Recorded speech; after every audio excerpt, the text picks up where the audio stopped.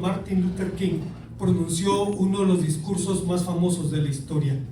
Ante más de 300,000 asistentes, el reverendo King dijo, entre otras cosas: les digo ahora a ustedes, mis amigos, que a pesar de las dificultades y frustraciones del momento, yo todavía tengo un sueño. Es un sueño profundamente arraigado en el sueño americano.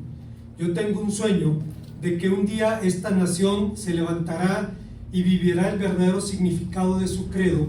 Creemos estas verdades como evidentes, que todos los hombres son creados iguales.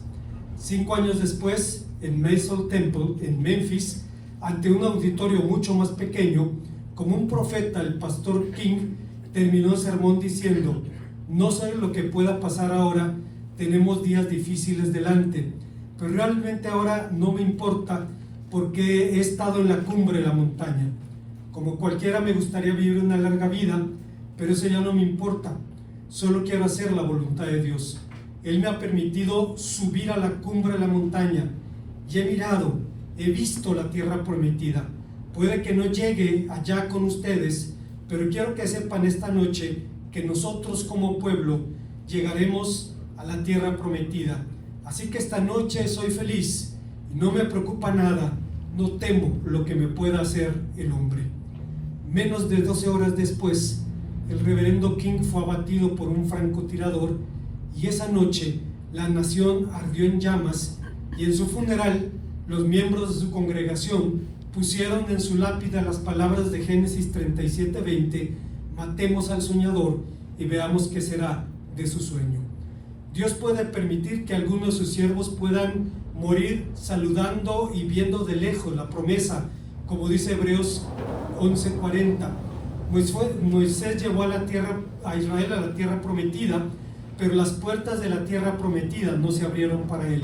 Solo se le permitió contemplarla a la distancia.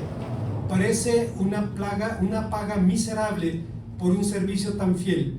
Parece una mosca parada en el rostro de la justicia. ¿Cuáles fueron las circunstancias que rodearon estos eventos? Hagamos un peritaje forense de los elementos que el texto nos ofrece. Antes, hermanos, de pensar en las enseñanzas de este pasaje, quisiera mencionar que a principios de esta semana como iglesia sufrimos una pérdida muy dolorosa, la pérdida de nuestra hermana María Cristina Pérez Márquez, una mujer de fe, una mujer fiel, de testimonio, quien fue llamada a la presencia del Señor de forma casi intempestiva. Su madre murió de más de 90 años y a pesar de la edad que tenía ya, siempre tuvo una lucidez, ideas bien claras, cosa que me hacía pensar: la hermana Cristina no puede morir a esta edad, tenía poco más de 70 años y sin embargo es algo que sucedió. La muerte eventualmente se convierte en un misterio para nosotros, se convierte en algo que no alcanzamos a entender en su esencia, y solamente podemos confiar en que Dios sabe lo que hace y que a pesar del dolor y las situaciones a las que nos exponen estas experiencias, Él sigue en el control. De este texto se derivan 3 enseñanzas. La primera de ellas es que la muerte de Moisés ocurrió en medio de una crisis de fe. En otras ocasiones hemos dicho que, como en la música, en la Biblia los sonidos y los silencios tienen valor. Esto significa que cuando nos acercamos a las Escrituras debemos partir de la convicción de que Dios tiene razones para decir lo que dice y tiene razón para no decir lo que no dice. En el caso de los santos del pasado, de algunos de ellos que murieron saludando y viendo de lejos el cumplimiento de la promesa, la Biblia nos dice que fue así para que ellos no fuesen perfeccionados antes que nosotros, es decir, para que juntos podamos participar del mismo galardón, pues si somos un solo pueblo, seremos bendecidos el mismo día en el cumplimiento de la misma promesa. Pero los silencios de la Biblia entrañan enormes retos para quien opta por sola escritura, es decir, para quien en sus juicios y en sus opiniones depende únicamente de la Biblia, ya que podemos acercarnos a esos silencios desde la limitada información que la Biblia provee. Una muerte como la de Moisés parece uno de los grandes silencios de la Biblia, y no lo decimos nosotros. Si usted recuerda, solamente 6 textos de la Biblia hablan de la muerte de Moisés, en la ley y en el libro de los Salmos, pero ninguno de ellos es tan explícito como quisiéramos.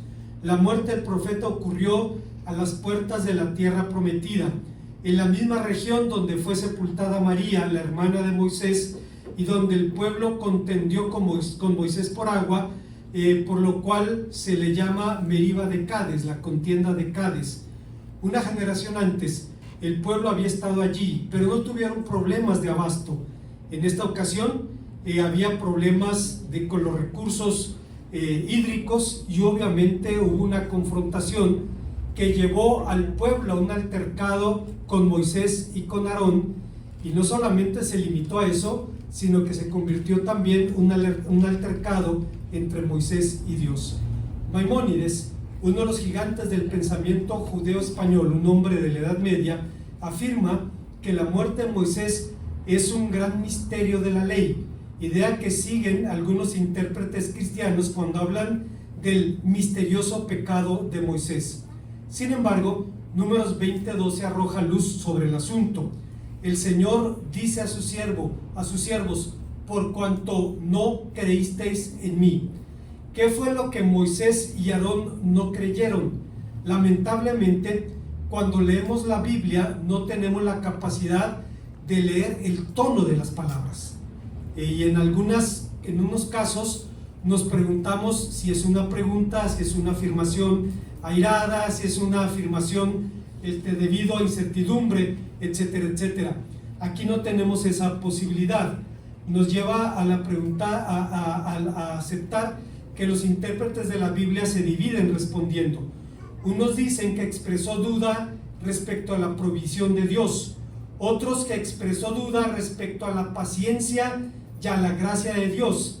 Si la fe es la certeza de lo que se espera y la convicción de lo que no se ve, sin embargo, estas palabras no muestran ni tanta certeza ni tanta convicción.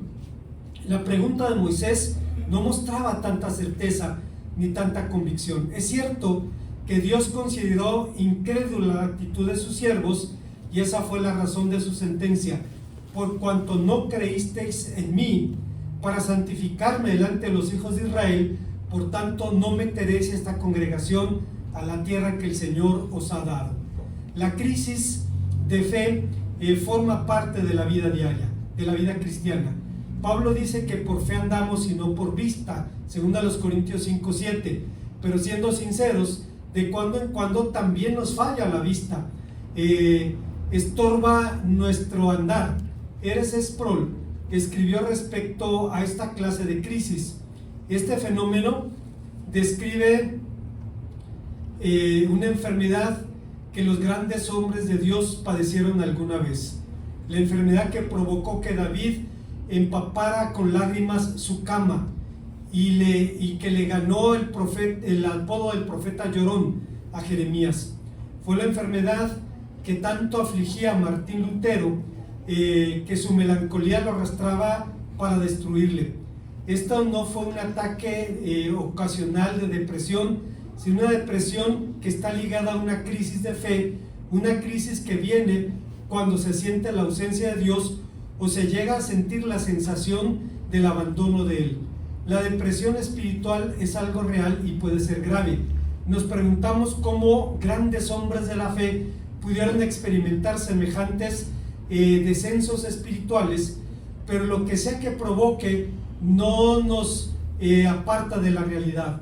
Nuestra fe no es una acción constante, se mueve, vacila, nos movemos de fe en fe, y entre tanto tenemos periodos de duda por los cuales gritamos: creo, Señor, ayuda mi incredulidad.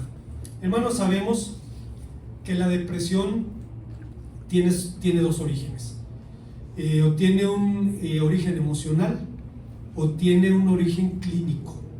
Es decir, la farmacia del cerebro ya no nos surte la receta y la persona entra en una depresión clínica, lo cual nos lleva a preguntarnos, cuando alguien se suicida por eso, ¿cuán responsable es una persona que está enferma? una persona que no es dueña de sus sentimientos y emociones. Es la razón por la cual a mí me gusta el enfoque judío frente al suicidio. Los judíos dicen, cuando hay un suicidio, realmente los únicos que saben lo que pasó son Dios y el muerto. Dice, entonces tenemos que suponer que alguien lo asesinó, y de esa manera respetas al difunto y tratas con compasión a su familia. Si se suicidó o no es asunto de él con Dios. A ti no te toca meterte en eso, ni juzgarlo. Tú debes respetar a la persona y mostrar compasión con su familia.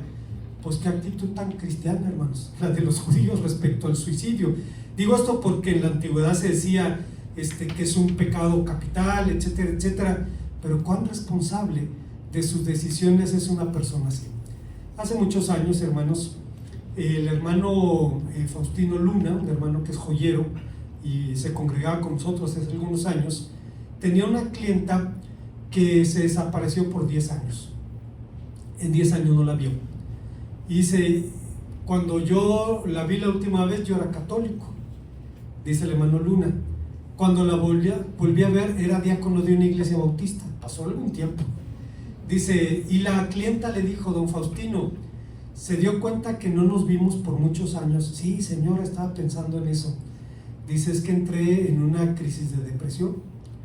Dice, y decidí que me iba a suicidar. Dice, lo pensé muy bien. Dice, pero somos católicos practicantes.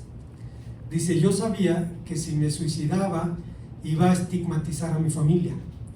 Entonces pensé muy bien cómo hacerlo de manera que pareciera un accidente. La señora tenía un bochito, un sedán, y dice, me voy a salir a la autopista a las 7 de la noche, cuando vas manejando y nada más ves los ejes de los trailers a los lados, dice, un volantazo y quedo allí. O en un puente caigo sobre la autopista y quedo allí. Y entonces la mujer va y habla con su confesor, y el sacerdote le dice, mira, no te puedo atender en este momento, pero me desocupo en 1 hora. Quiero que me prometas que vas a estar aquí en 1 hora. Quiero hablar contigo. Sí, padre, quiero que estés en 1 hora. Ya quedamos, ok, está bien. El hombre fue, hizo lo que tenía que hacer y a la hora regresó. Y entonces le dice, a ver, ¿de qué se trata? No, pues quiero pedirle la bendición. ¿Por qué? Voy a hacer un viaje muy largo. Y pues se conocían y le sacó la verdad. Y le dice él, mira, yo no sé de qué estés huyendo, pero puedo hacer que queriendo escapar del sartén te caigas en la lumbre. Y dice, me escuchó, oró por mí, incluso hicieron una especie de exorcismo allí. Ese hombre era un pastor.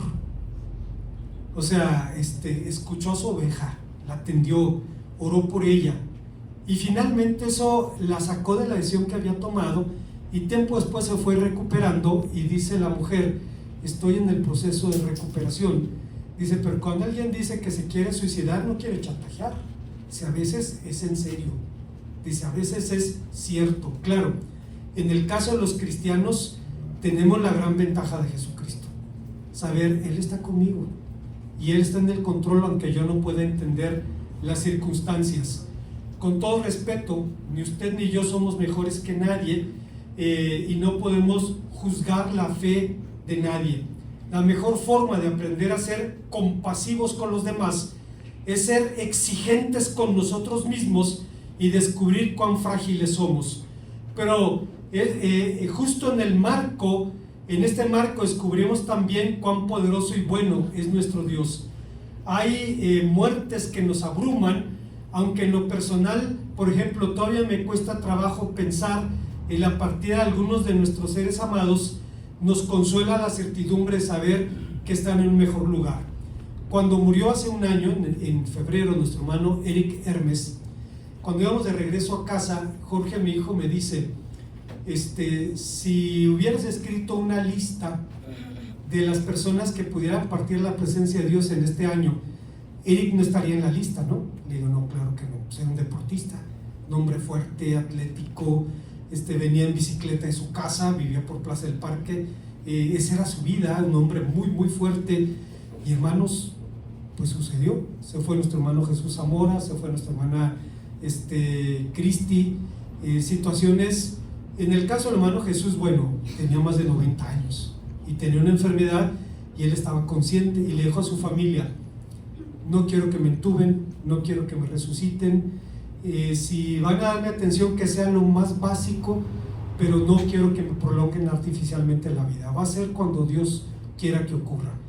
Y dice, en la mañana desayunamos juntos y en la tarde se fue con el Señor, en una situación en la que la pérdida sigue allí. Decía Blas Pascal, el corazón tiene razones que la razón desconoce. Acá lo racionalizamos, el corazón no. Yo nunca me acuerdo de mis sueños, hermanos, una vez al año, nunca me acuerdo. Mi esposa sueña todos los días y antes me platicaba sus sueños todos los días. Y cuando murió mi suegro, unos años después, ella regresó despertó muy contenta y me dice: soñé a mi papá, que estaba muy contento, platicamos con la hermana Ciela García y dice: es que a veces Dios te da esa opción para que cierres el círculo y dejes ir. Dice, en ese momento te despides de tu ser amado y en el caso de los cristianos sabes que está mejor, no hay ningún problema.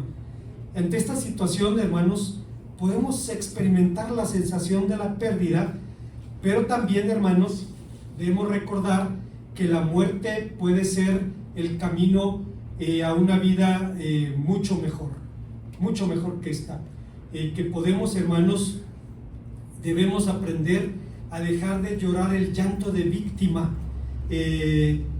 porque a veces lloramos no por el que se fue, sino por nosotros mismos. Estamos procesándolo todavía, pero al final de cuentas Dios nos lleva a esa realidad. Pero para los hijos de Dios, la muerte es la puerta a una vida mejor. Hay una segunda idea que encontramos en este pasaje, es que la muerte misteriosa de Moisés ocurrió en el marco de una desobediencia. Hace mucho tiempo quedó claro que Dios es cognoscible pero no comprensible, que podemos conocerlo pero no lo podemos entender completamente, que podemos entender sus razones, que pudiéramos entender sus razones guardando el sentido de proporción. Es como si un virus pudiera manejar el telescopio espacial Hubble. No se puede, pero en este caso la Biblia arroja luz sobre nuestro asunto, destacando la conducta de Moisés ante la demanda divina. El profeta recibió un mandato claro y directo: habla a la roca, pero Moisés no habló a la peña, alzó la vara y la golpeó. Ante este hecho pudiéramos preguntarnos, pero ¿cuál es el problema? ¿Qué tan particularmente pernicioso hubiera en golpear una peña? ¿Acaso el resultado no fue exactamente lo mismo? Antes de ver estas objeciones, debemos recordar que la diferencia moral de Moisés y del pueblo era abismal. En la tradición judía se dice que Moisés medía 4 metros con 50 centímetros, lo cual no significa que fuera un gigante, sino es una figura para hablar de su talla, de su grandeza, un hombre excepcional. Si comparamos a Moisés con un pueblo rebelde y contradictor, hay un abismo entre ambos. Pero, hermanos, el que un pastor tenga que aconsejar a personas con problemas de rebeldía no le da derecho a ser un poco rebelde. El que un consejero matrimonial tenga que hablar de problemas de infidelidad no le da derecho a ser un poco infiel. Recuerdo todavía las palabras de un hombre que decía: pastor, tener relaciones sexuales con una mujer fea ¿vale como adulterio? O sea, si está bonita, pues si es adulterio completo, pero si está fea, ¿vale igual? No, vale igual. O sea, la Biblia no dice si está bonita es más el pecado, no, vale lo mismo. Hermanos, el que Moisés tuviera que ministrar a un pueblo rebelde no le daba derecho a ser rebelde. No va por allí. Es claro que la primera generación del Éxodo fue llamada rebelde, generación rebelde, y murió por su idolatría. su incredulidad y su contumacia. Pero si aún la segunda generación, la que heredó la tierra, fue llamada generación torcida y perversa, pueblo loco, ignorante, en Deuteronomio 32, ¿qué de particularmente pecaminoso habría en la conducta de Moisés? Su pecado fue la desobediencia deliberada a un mandamiento directo. Comparando el pecado de Moisés con los del pueblo, el de Moisés parecería pequeño e inocuo, pero fue desobediencia. La desobediencia de alguien que hablaba cara a cara con Dios como quien habla con su compañero. El Señor Jesús dijo: porque aquel a quien se le ha dado mucho, mucho se le demandará, y el que mucho se le ha confiado, mucho también se le pedirá. En esta ocasión, el Señor decidió tratar al pueblo de una manera diferente. Decide tratarlo desde su gracia, no desde su juicio, y por tanto le dice a Moisés: habla a la peña. El pueblo había cerrado sus oídos deliberadamente a la voluntad de Dios, y el Señor quería demostrarle que una peña que no tenía oídos podía obedecerlo a su palabra, porque también el Señor Jesucristo dice que si callamos, las piedras hablarán. Recuerdo en Parras de la Fuente, Coahuila, un anciano que conoció el radio por primera vez en su vida. Le regalaron uno y lo veía por todos los lados para saber dónde estaba el que estaba hablando, ¿no? Por un lado, por el otro, y al final voltea y dice: no, hombre, estos gringos son re buenos para hacer hablar los fierros. Pues sí, hermanos, para él era un misterio, y pues el hierro son minerales, hermanos, o sea, las piedras hablan, literalmente. El Señor quería decirle: ustedes tienen oídos, no quieren oír, la piedra no los tiene, va a obedecer. Pero Moisés no obedeció. Una lección gráfica de obediencia básica, pero impaciente Moisés hizo las cosas a su manera. Cuanto más grande sea un hombre, tanto más estricta será la norma con la que se le mide y se le juzga, y la culpa y el castigo deben ser igualmente ajustados a la norma. ¿Acaso no advierte claramente el Señor Jesús: cualquiera que quebrante uno de estos mandamientos más pequeños será llamado pequeño en el reino de los cielos? Mateo capítulo 5, versículo 19. Ahora podemos entender por qué Dios dijo a Moisés: por cuanto os rebelasteis contra mí en la instrucción del pueblo de Sin, cuando el pueblo se rebeló y no me glorificaste delante de ellos, ni seguiste mis instrucciones para que hiciera brotar agua de la roca. Fue así la impaciencia de Moisés la que impidió santificar el nombre de Dios frente al pueblo, es decir, glorificarlo por sus hechos poderosos, glorificarlo por un milagro de liberación. Esto demostraría que Dios es radicalmente diferente a los débiles mortales, y por todo lo anterior, Moisés no solo desoyó un mandamiento claro, su desobediencia robó la gloria del Señor, no para sí mismo, porque Moisés no haría eso, sino porque impidió que se mostrara una vez como el poderoso Salvador de Israel. Hace, hermanos, muchos años, una iglesia me invitó a predicar en su culto aniversario en uno de los estados de la frontera. Y al llegar allí, yo recordaba al pastor que había muerto recientemente.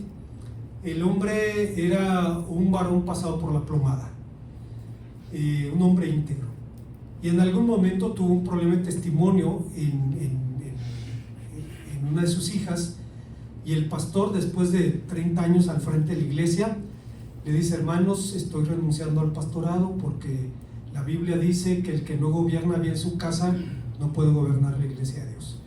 La iglesia le lloró, le rogó: usted no lo hizo, lo hizo su hija. Sí, pero está en mi casa. Dice: y yo tengo que tratar con Dios y pedirle que nos restaure como familia. Finalmente el hermano salió de allí y se fue a Tampico, su tierra, y en esa ciudad la primera lo invitó, pero era una iglesia difícil. Yo creo que esta es la excepción de las primeras iglesias bautistas en nuestro país. esta iglesia es una bendición, hermanos. Yo veo el trato que le da a mi esposa. El problema es que los domingos me la regresan bien chiqueada. Quieren que le siga, ella quiere que le siga tratando como la tratan las hermanas. ¿Cómo les pago esto, hermanas? Hermanos, ¿cómo se los pago? Su amor, su paciencia, su consideración. El hermano tuvo un problema allí. Una vez lo vi en Pachuca, en la convención, y después de saludarme, me la soltó. Dice: Jorge, dice, me da dolor que en la iglesia no me creen. Cuando yo les digo, hermanos, es por aquí, alguien dice, no, yo creo que es por acá, vamos a votar. Dice, se ponen a votar. En la iglesia donde había salido, él decía, hermanos, creo que es por aquí. La iglesia decía, pastor, ¿usted oró? Sí, vamos por allí. Le costó trabajo, y el hermano murió de un infarto manejando su coche. Y me invitaron poco después a predicar, y yo tenía dolor en mi corazón. Pues lo siento, soy humano, y hablé de la muerte de Moisés. Y decía, hermanos, los que le pusieron piedras en el camino a Moisés ahora le lloraban. Los que se le rebelaron ahora le llevaban flores a su tumba. Qué vergüenza, qué tragedia. Recuerdo un escrito de un periodista argentino, voy a tratar de recordar su nombre. Tenía un periódico cristiano que se llama El Puente, de Buenos Aires, y este hermano, no recuerdo su nombre. Bueno, el hecho es que escribió un artículo que se llama Flores frescas para el pastor, y habla de un pastor de una iglesia que se dividió. Él trató de que el grupo no se fuera, de que se restaurara la comunión. Dice, no se pudo. Los hermanos se fueron, y dice, el pastor siguió adelante restaurando a la iglesia se recuperó. Dice, pero el pastor no volvió a ser el mismo. Era un hombre alegre, pero había en el fondo de su corazón una tristeza por esa división. Años después el pastor murió, nunca se restauró la relación, y dice, entonces el grupo rebelde compró un ramo bien grande de flores frescas y se la llevó al templo para el pastor. Dice, hubiera querido una palabra de, hermano, vaya, nos hemos reconciliado con Dios y queremos volver a la comunión, que un ramo fresco de flores. Bueno, esto pasó con Moisés, pero a final de cuentas, hermanos, cuando Moisés no hace lo que Dios le dice, le roba la gloria, no para él, porque Moisés no haría algo así, sino que impidió que el pueblo viera quién era el poderoso Salvador de Israel. Hay una tercera y última enseñanza en este pasaje. El texto nos habla de una muerte ocurrida en una atmósfera de desesperanza. Si existe una palabra que pudiera cifrar la atmósfera de los últimos días de Moisés, seguramente sería la palabra desesperanza. Obviamente, por desesperanza no entendemos desesperanza en Dios, sino en la humanidad. De forma muy general, la desesperanza se define como lo opuesto a la esperanza, o la actitud o estado de ánimo en la que una persona puede hallarse deprimida a causa de haber perdido o sentir que no ha logrado algo que se había propuesto. La desesperanza ha sido un eterno desafío para los hombres de Dios. Hermanos, se dice que en la medida que Agustín de Hipona iba envejeciendo, sus escritos se convirtieron cada vez en más pesimistas. Cuando usted lee sus escritos, entre más se profundizan, efectivamente parecen más pesimistas. ¿Qué es lo que pasó? Lo que pasó es que Agustín conocía la naturaleza humana, sabía cómo somos. El concepto, el enunciado calvinista de depravación total no significa que todos los hombres sean igualmente depravados, porque hay quien le miente a su jefe en el trabajo y hay quien abusa de un niño, o sea, hay diferencias. Pero depravación total significa que no hay aspecto de la vida humana que no esté contaminado por el pecado, empezando por el cuerpo. Es la razón por la que enfermamos y morimos, y por la que luchamos con muchas cosas en nuestro corazón. Bueno, ante esta situación, la desesperanza es un desafío constante para los mejores hombres de Dios. La desesperanza nunca amaga al que no levanta un dedo por lo que dice creer. Nunca amenaza al que cree de dientes para afuera. La enfrentó Moisés, le enfrentó Elías y sobre todo le enfrentó Job. Moisés se exasperó en Meriba. Elías pensó que sostenía la obra de Dios. Job, reconocido como maestro de la paciencia, sufrió los estragos de una espera prolongada. Al inicio de su terrible prueba, Job glorificó a Dios con una de las expresiones más hermosas de ese libro: desnudo salí del vientre de mi madre, desnudo volveré allá. El Señor dio, el Señor quitó, sea el nombre del Señor bendito. Pero en la medida en que la prueba se iba prolongando, Job empezó a sentir los efectos corrosivos de la desesperanza, tal como lo vemos en el capítulo 3 del libro. Charles Swindoll, un predicador contemporáneo, dijo sobre este pasaje: tengo que advertirte ahora que este no es un capítulo agradable, es doloroso. No conozco una sola persona que haya dicho alguna vez que Job 3 es su capítulo favorito de la Biblia, ni tampoco a nadie que haya memorizado un versículo de Job 3. Es uno de esos capítulos sobre la vida de Job que nos hacen sacudir la cabeza, suspirar y pasar rápidamente. Es aquí donde las costras son quitadas de las llagas, mientras el pus de la realidad acaba poco a poco con la vida de Job. Si se hiciera una película de esta historia y usted la comprara para verla en la noche con su familia, cuando llegara esta parte de la historia, adelantaría la cinta, no querría que sus hijos la vieran. Es brutal y raya en lo herético. Si alguien cree que hay una gran diferencia entre una grave crisis de salud y una profunda crisis ministerial, está equivocado. En ambos casos, el futuro es lo que, y su significado es lo que están en juego. A fin de cuentas, se trata de en qué o en quién ponemos nuestra esperanza. Tal vez por eso, Tomás Aquino decía en su Suma Teológica, respecto a la fe, la esperanza y el amor, decía que la desesperanza nos toca en lo profundo de nuestro corazón, que es el núcleo interior donde nacen nuestros deseos y acciones. Nos paraliza, nos impide mejorar y nos aparta de la misericordia y ahoga la posibilidad de la conversión. La desesperanza es un ataque deliberado al primer mandamiento, porque desplaza a Dios del lugar que le pertenece para entregárselo a cualquier persona o cosa, o lo que es peor, para entregárselo a la ausencia de cualquier persona o cosa. En el fondo puede ser también el llanto con lágrimas o sin ellas de un orgullo herido, la actitud de quien siente que si no consigue lo que quiere, entonces la vida no tiene sentido.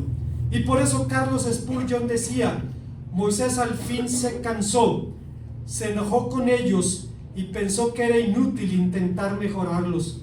Después de 40 años de tolerarlos, el manso temple de Moisés se dio y los llamó rebeldes en una indignación indebida, y por ello no se le permitió entrar en la tierra que habría de heredar. Ciertamente pudo contemplarla desde la cumbre de Pisga, pero le fue negado entrar en ella y por eso le fue mal, dice el Salmo 106:32. Fue el pecado de ellos lo que lo indignó, pero él tuvo que pagar las consecuencias.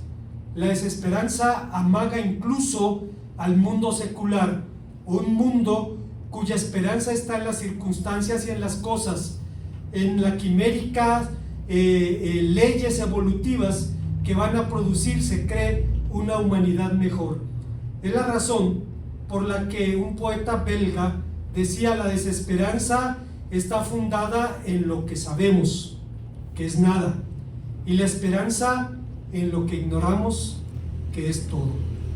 En el llamado mundo desarrollado, la angustia neurótica que muchos viven es uno de los síntomas de la carencia de sentido. Jürgen Moltmann, He hablado muchas veces de él. Él fue un niño de las Hitlerjugend, de las juventudes hitlerianas. Era un adolescente, preadolescente, cuando le dieron un Mauser y lo llevaron a los Países Bajos a pelear contra los ingleses. Estaba muerto de miedo. Y cuando vio al primer soldado inglés, soltó el Mauser y levantó las manos. Lo llevaron a un campo de prisioneros y allí se convirtió. Y tiempo después escribió un libro que se llama Teología de la Esperanza, y dice algo muy profundo que debemos pensar con mucho cuidado. Fíjese usted lo que dice: el desesperar de la esperanza no necesita siquiera presentar un semblante desesperanzado. Puede ser también la simple y silenciosa ausencia de sentido, de perspectivas, de futuro y de objetivo. No tiene que decir que es víctima de la desesperanza. Si no tiene perspectivas, futuro, objetivos, puede estar en esa situación. Y no es exagerado decir esto. Escuche usted con atención. Según la Organización Mundial de Salud, la máxima autoridad del mundo en cuestiones de salud, cada año en el mundo se suicida el doble de todas las personas que mueren en las guerras. En un año, el doble se suicidan. Si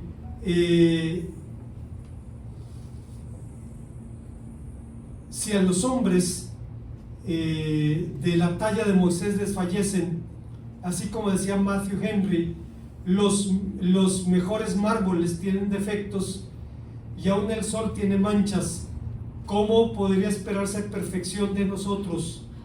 ¿Cómo escaparemos nosotros de la desesperanza? ¿Dónde encontrar la esperanza? Jürgen Moltmann, de quien hablaba hace un momento, fue ese adolescente que fue tomado como prisionero y conoció el hambre en el campo de prisioneros. Y pensó que si le pedía un pedazo de pan a un capellán, sería más fácil que se la diera a que si se lo pedía un soldado. Se acercó el capellán, le dijo que tenía hambre. El capellán se saca un Nuevo Testamento y se lo da. Y dice Moltmann: lo maldije y recibí el Nuevo Testamento. De todas maneras no tenía nada que leer. Empezó a leerlo y dice Moltmann: y comprendí que este Jesús es el hermano divino en nuestra necesidad. Él trae esperanza a los cautivos y abandonados. Es quien nos libra de la culpa que nos oprime y nos roba el futuro. En ese instante me atrapó la esperanza, aunque de una perspectiva puramente humana había poco que esperar. Me infundió valor para vivir en un momento en el que acabar con todo hubiera parecido lo más sensato. Para mí, Jesús crucificado es el Cristo. En los conflictos públicos y privados en mi vida he aprendido a percibir su presencia. Él es quien trae el reino de Dios a los pobres, el que cura a los enfermos, el que acoge a los menospreciados, el que nos llama al seguimiento y nos cautiva por el resto de la vida con una entrega y con esperanza. En otras palabras, nuestra esperanza es Cristo. Como conclusión, nuestro peritaje no tiene como intención incriminar a alguien como responsable legal de la muerte de Moisés. Tiene como propósito denunciar, entre comillas, al benefactor real de la vida del profeta y de la vida de cada creyente. Tenemos evidencia de su identidad. Sus huellas digitales están en toda la escena. Ha dejado rastros claramente distinguibles. Se trata de evidenciar a aquel que de cuando en cuando nos priva de pequeñas bendiciones para llevarnos a la bendición más grande que podemos esperar, a la madre de todas las bendiciones, a la vida eterna. La persona que alcanzó un servidor, hermanos, ya está jubilada, era una profesora y era pianista, tocaba el piano en la iglesia y seguía estudiando piano, iba a la ciudad de Torreón a tomar clases allí. Ella vivía en una comunidad pequeña, a media hora, Y entonces un día en las clases de piano conoció a una chica que era heredera del grupo Simaco, un grupo comercial muy grande en el norte. Son de origen libanés, gente muy rica. Y entonces se hicieron amigas, aunque lo único que tenían en común es que les gustaba el piano. Fuera de allí, una era profesora rural, la otra era una mujer millonaria, etcétera, etcétera. Bueno, le dice la chica rica, dice: ¿tienes piano? No, no tengo piano. ¿Dónde practicas? En el piano de mi iglesia. Ok. En la tienda tengo pianos. Me gustaría que fueras vamos a verlos, ahorita mismo vamos a verlos, y si te interesa, llegamos a un acuerdo y vemos la manera en que tengas tu piano. Ya fueron a ver, vieron precios, todo, y le dice: pues, si te decides, me dices. Además regresó a su casa y empezó a hablar con su mamá y le dice: pues necesitamos ajustar esto, porque tengo que pagar un piano. Le entregan el piano, empieza a pagar mensualidades, pero no le daban el comprobante de pago. Y después de 3-4 veces que no le da el comprobante, pues empezó a angustiarse, porque los árabes tienen fama de ser dinereros, ¿no? Y entonces pensaba: no me hagan ningún comprobante, ¿cómo le hago? Me da pena pedírselo. Estuvo luchando varias semanas y finalmente dijo: no, ya, hoy tengo que pedírselo. Dice, ya llegó a la clase, tomaron la clase, y le dice la chica: oye, no te he entregado tus recibos de tu pago, y no te los voy a entregar porque te quiero dar la factura. Dice: aquí está, este piano es tuyo, ya no me lo debes. Oye, pero, dice, todavía me dice la resistente: no, ¿cómo crees? Dice, no, tú amas la música, yo puedo hacerlo, te quiero regalar el piano, es tuyo, aquí está la factura. Se lo entregó. Estaba orando por sus comprobantes y le regalaron un piano. Moisés estaba rogando que le permitieran entrar a la tierra de Canaán, cuando Dios tenía para él una ciudad cuyo arquitecto y fundamento es Dios mismo. No entró a la tierra prometida, entró a la verdadera tierra prometida, entró al lugar donde el Señor Jesús dice: en la casa de mi Padre muchas moradas hay. Voy pues a preparar un lugar para que donde yo estoy, vosotros también estéis, y sabéis a dónde voy, y sabréis el camino.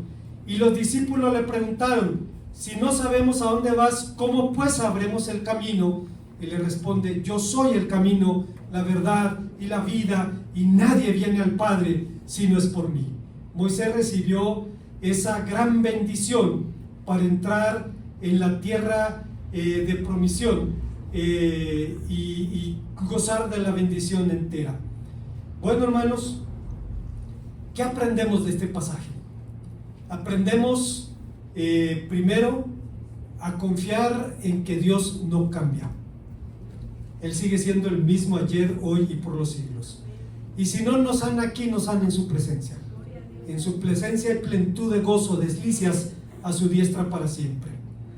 Aprendemos que la capacidad de creer le pone límites a la misericordia, porque la misericordia no tiene límites. Aprendemos que la fidelidad a los preceptos de Dios no es negociable, incluso cuando no los podamos entender. Y finalmente somos apercibidos sobre los sutiles peligros de la desesperanza. Pero ante la pregunta última que tenemos que enfrentar, y es: ¿dónde podemos encontrar esperanza? ¿Cuál es su fundamento? William MacDonald, un comentarista bíblico del siglo pasado, responde de manera simple: a veces las palabras del vocabulario cristiano tienen un significado diferente al del vocabulario secular. Esperanza es una de esas palabras.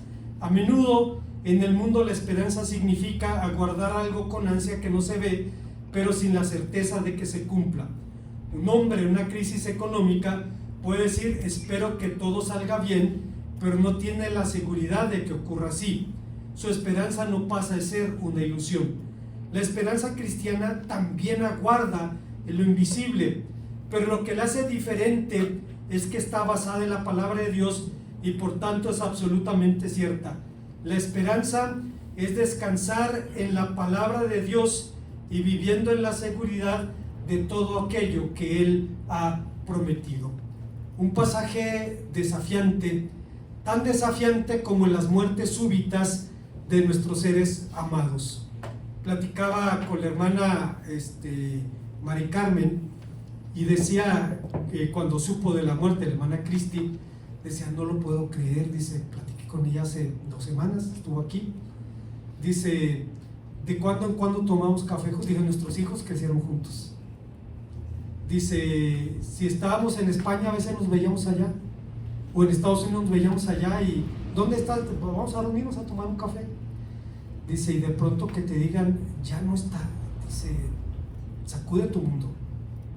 No porque ignoremos que la muerte es un paso por el que todos tenemos que transitar, sino porque pues la hermana es una mujer sana, una mujer activa, y hermanos, es un misterio para nosotros los designios de Dios, pero en el caso de Moisés tenemos una evidencia clara de aquello que podemos esperar.